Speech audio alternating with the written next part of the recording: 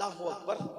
अल्लामा अब्दुल रहमान सफोरी रहमतुल्लाह अलैह अपनी किताब में लिखते हैं, मैं उसको अपने अल्फाज के जामे में बयान कर रहा हूं। दो बातें बयान करनी थी, एक बात सुन लें। अपने अल्फाज के जामे में अल्लामा अब्दुल रहमान सफोरी की लिखी हुई एक रिवायत पेश कर। एक दिन दुश्मनाने रसूल ने प्लान किया कि हमारे घर शादी है जी, और उस शादी के अंदर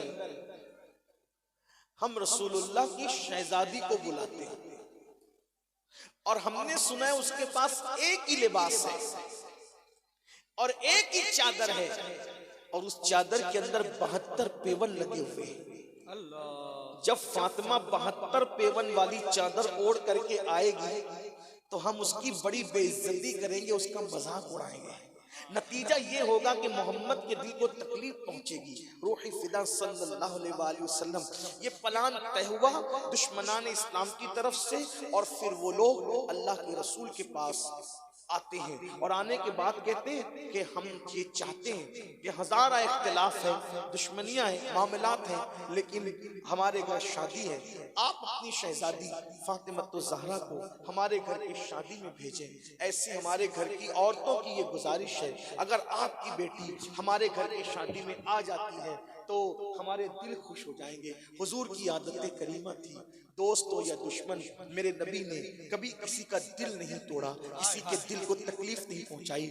अल मुख्तसर, ये अपने अल्फाज के जामे में उस मुख्तसर रिवायत का और इख्तिसार के साथ खुलासा पेश कर रहा हूँ। अल्लाह के हबीब ने फरमाया, ठीक है, अली से जाकर बस इतना कह दो कि मैंने इजाजत दे दी है, तुम भी फातिमा को इजाजत दे दो ताकि फातिमा तुम्हारे घर की शादी में शरीक हो सके। मौलाए कायनात ने कहा, जब मालिके कौनैन ने, मुख्तारे कुल ने, कायनात के ताजदार ने, मेरे आका, मेरे मावा, मेरे मौला मोहम्मद रसूलुल्लाह ने जब इजाजत दे दी है तो रोकने वाला मैं कौन होता हूँ। और उसके बाद मौला अली सैयदा के पास गए और खातून क़यामत से कहा, फातिमा फुला दिन फुला कबीले में शादी है, इसलिए हुजूर ने इजाजत दे दी है, मैंने भी मंजूर कर लिया है, तुम्हें उस शादी में शरीक होना है। सैयदा कायनात, मखदूम कायनात, मलका फिरदौस बरी, मलका जन्नत ने अल्लाह अकबर मौलाए कायनात को कंखियों से देखा, सर झुका लिया और कहा, अगर मालिकों की तरफ से इजाजत है और हुक्म है तो हमने इनकार कब करना है।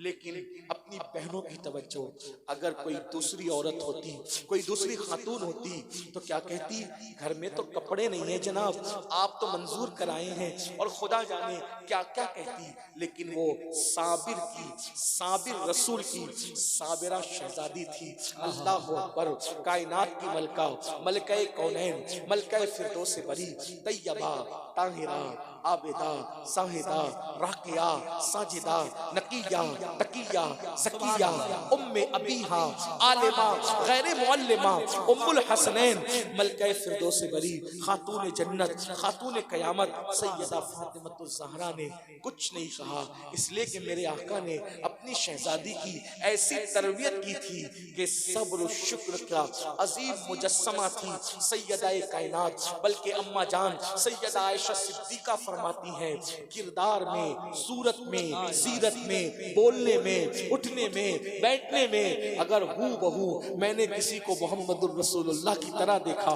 तो उसको फातिमा बिनते मोहम्मद कहते हैं। सुभान अल्लाह, सुभान अल्लाह। अपने बाबा की तस्वीर थी, सब्र में भी, शुक्र में भी, उठने में भी, बैठने में भी, चलने में भी, फिरने में भी हूबहू अपने बाबा की तस्वीर थी। हुजूर ने ऐसा सांचे में ढाल दिया था कि अल्लाह अकबर, उनकी सखावत देखकर रसूलुल्लाह की सखावत याद आती थी, उनका उठना बैठना देखकर रसूलुल्लाह का उठना बैठना याद आता था। जब बोलती थी तो हुजूर का अंदाज़े तकल्लुम याद आता था, जब मुस्कुराती थी हुजूर का अंदाज़े तबस्सुम याद आता था। बहरहाल तो सैयदा कायनात ने कोई शिकायत नहीं की। और एक बात कहता हूँ बहनों से, बेहतरीन बीवी वो है जो कभी अपने शौहर का दिल न दुखाए, अपने शौहर के दिल को तकलीफ न पहुंचाए। अल्लाह अकबर, ये शिकायतें करना, ये शिकवे करना, ये मुसलमान बीवियों का काम नहीं है, मोमिना बीवियों का काम नहीं है। मेरी बहनों, अमीरी गरीबी तो लगी हुई है दुनिया के अंदर, नाराए तकबीर। अल्लाह माफ कीजिएगा। रब्बे सल्ले व सल्लिम दाइमन अबदा अला हबीबिका खैरुल खल्क़ि कुल्लिहिम सलातु व सलाम अलैका या जद्दल हसन वल। असल में मैं परसों की रात से सोने से कम, अभी यहाँ के 1 घंटा सोया, थोड़ा सा हल्का सा उसका असर गले पर है। मैं बिल्कुल ठीक हूँ, मेरी तबीयत अच्छी, कोई प्रॉब्लम। एक बार दुरूद शरीफ पढ़े। अल्लाह रब्बु मुहम्मद सल्लल्लाहु अलैहि वसल्लम नहनु इबादु मुहम्मदिन सल्लल्लाहु अलैहि वसल्लम सलातु व सलामन अलैका या जद्दल हसन वल हुसैन। तो बेहतरीन बीवी वो है जो शिकवा न करे, निभा करे, क्योंकि कुरान कहता है हुन्ना लिबासुल लकुम व अंतुम लिबासुल लहुन्ना। शौहर बीवी का लिबास है, बीवी शौहर का लिबास है। और लिबास कहते हैं उसको है जो ऐब छुपा लेता है, जो ऐब न छुपाए वो लिबास नहीं होता। तो बीवी शौहर का लिबास है, यानी अच्छी बीवी वो है जो शौहर का ऐब छुपा ले, और अच्छा शौहर वो है जो बीवी का ऐब छुपा ले। और आपको बताऊं, ये जोड़ा वो जोड़ा है जो अर्श पर जिनका निकाह हो, आसमानों पर जिनका निकाह है। सैयदा फातिमा और मौला अली का निकाह आसमानों पर हुआ है। और ये वो जोड़ा है, एक दिन जन्नत में, एक दिन जन्नत में ऐसा लगेगा कि सूरज निकला। तवज्जो जी, मैं हदीस का मफहूम पढ़ रहा हूँ। एक दिन जन्नत में ऐसा लगेगा कि सूरज निकला, हालांकि जन्नत में सूरज नहीं होगा, जन्नत में सूरज नहीं होगा, लेकिन लोगों को यूं लगेगा सूरज निकला। जन्नत में दोपहर नहीं होगी, जन्नत में रात भी नहीं होगी, जन्नत में एक ही टाइम होगा। सुबह सादिक का जो सुबह का वक्त है ना, कैसे लगता है, जो सुबह फूटती है, जो फजर का वक्त कैसा लगता है, ऐसी वक्त जन्नत में रहेगा। और वो बहुत खूबसूरत वक्त है। मैंने गौर किया, अल्लाह ये सुबह क्यों बाकी रखी, दोपहर खत्म कर दी, शाम खत्म कर दी, रात खत्म कर दी, सुबह क्यों बाकी रखी? मत तो अल्लाह जानता है ना, मगर हम इश्क के बंदे हैं। फौरन ख्याल आया इस वक्त रसूलुल्लाह पैदा हुए ना, सारे वक्त खत्म कर दिए, सारे वक्त खत्म कर दिए, सुबह का वक्त बाकी रखा। क्यों? सुबह तैबा में हुई बट्टा बाड़ा नूर का, सबका लेने नूर का आया है नारे तकबीर। पर्दे प्याला नूर का, नूर दिल दूना तेरा दे डाल सदका नूर का, और तेरे ही माते रहा ऐ जान सहरा नूर का, वक्त जागा नूर का, चमका सितारा नूर का। और जितनी बरकत सुबह के वक्त में है, उतनी बरकत किसी वक्त में नहीं है, सबसे कीमती वक्त। तो बहरहाल वो क्यों होगा? तो जन्नत में लोगों को यूं लगेगा सूरज निकला, यूं लगेगा सूरज निकला, ये किरणें सूरज की चमकी। तो जन्नती फरिश्तों कहेंगे, फरिश्तों यहाँ तो सूरज ने निकलना नहीं था, आज कैसे सूरज निकल गया, किरणें कैसे चमक गई, और आज चमकी तो पहले क्यों नहीं चमकी? तो फरिश्ते कहेंगे कोई सूरज नहीं निकला, सूरज ना निकलना था ना निकला। तो कहा फिर ये किरणें काय की है? तो कहा आज अली और फातिमा आपस में मजाक कर रहे हैं, तो दोनों ने हंस दिया है, तो उनके हंसने से वो नूर फूटा कि जन्नत का जर्रा जर्रा जगमगा गया। नारे तकबीर, हाथों को उठा के नारे तकबीर, नारे रिसालत, अज़मत मौलाए कायनात, अज़मत मखदूम कायनात हुजूर सैयद साहब क़िबला, जिनकी मुस्कुराहटों से जन्नत का जर्रा जर्रा चमक जाए, उन्हें हसनैन की अम्मी और बाबा अली और फातिमा कहा जाता है। वो लोग जिनकी मोहब्बत की कॉन्फ्रेंस कर रहे हैं, ये वो लोग हैं। अल्लाह अकबर। तो सैयदाए कायनात ने फरमाया कि अगर अल्लाह के रसूल ने और आपने मंजूर कर लिया तो मुझे मंजूर है, लेकिन फिक्र ये है कि खुद ही सोचती है कि 72 पेवन वाली चादर, अल्लाह, बाज लोगों ने 17 पेवन का भी तस्करा किया है, बाज लोगों ने 72 का तस्करा किया, लेकिन इतने भी पेवन, मैं तो सोचता हूँ कि जो लोग सिग्नलों पर दिल्ली और मुंबई में भीख मांगते हैं, शायद उनकी बेटियों के दुपट्टों में भी इतने पेवन भी एक भी नहीं होता होगा। लेकिन मालिके कौनैन की शहजादी किन हालात में अपनी जिंदगी गुजारती, बिलाखिर ये सोचती रहती है और एक दिन आता है कि वो तारीख आ जाती है जिस दिन सैयदा को शादी में जाना था।